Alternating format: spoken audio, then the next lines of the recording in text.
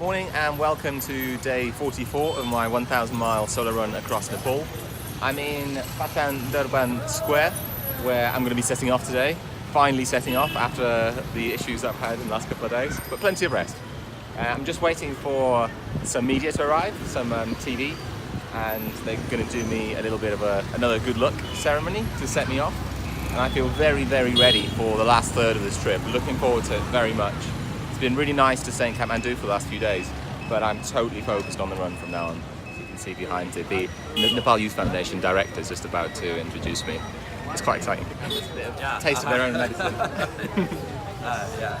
I've just set off from Kathmandu Square, and that was so surreal to have so many cameras and video and still cameras pointing at me.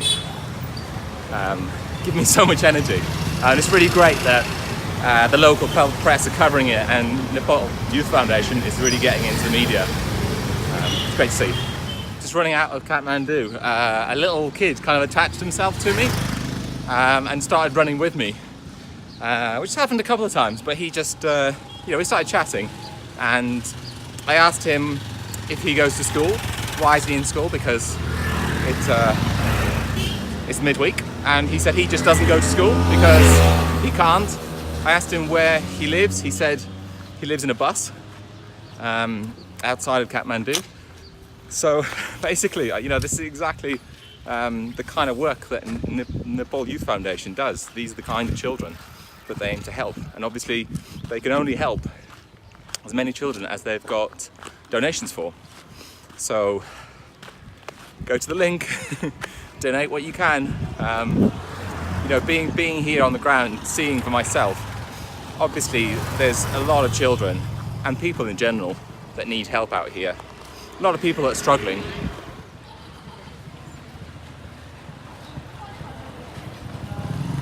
Out of Kathmandu now, I'm just on the outskirts. I popped into a shop and I found this.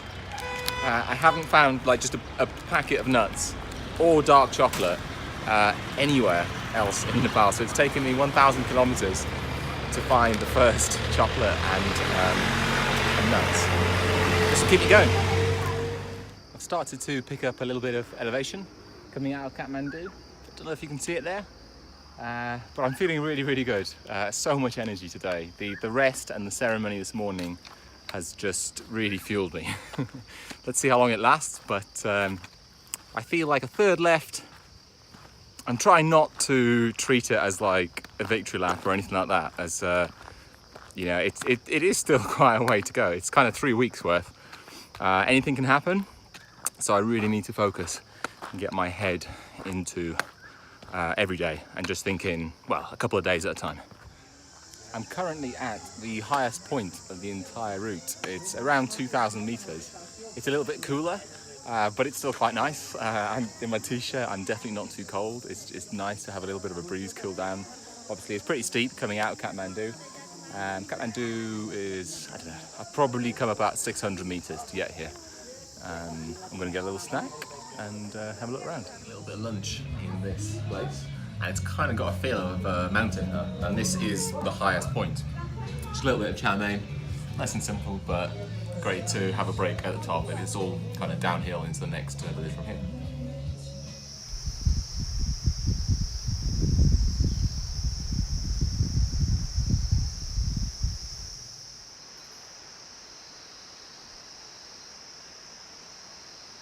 Today has actually felt very different to any of the other days. There's hardly any of that kind of walking into the village and having everyone stopping what they're doing and staring at me. Today people have just they notice me, then they go about their business. It's been quite positive as well. Lots of very, very friendly people, friendly in a different way. Before today, the kind of friendly you get with someone stop what they're doing, staring at you, and then say, welcome, welcome, come here, sit down. And today it's more like just a casual little, hello, welcome to Nepal, that kind of thing. It feels very different.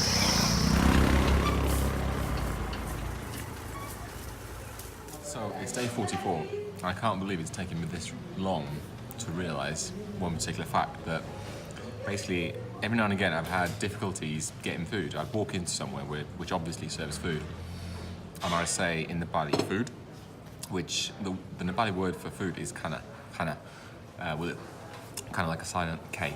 And basically the word food is so synonymous with their national dish, dal bhat, that everyone just thinks I'm asking for a specific dish, and if they don't serve that particular dish, they just say no. So sometimes I've walked into a cafe and there's loads of food everywhere, and there's like chow mein and someone's cooking, and I say food, and they say nope, no food.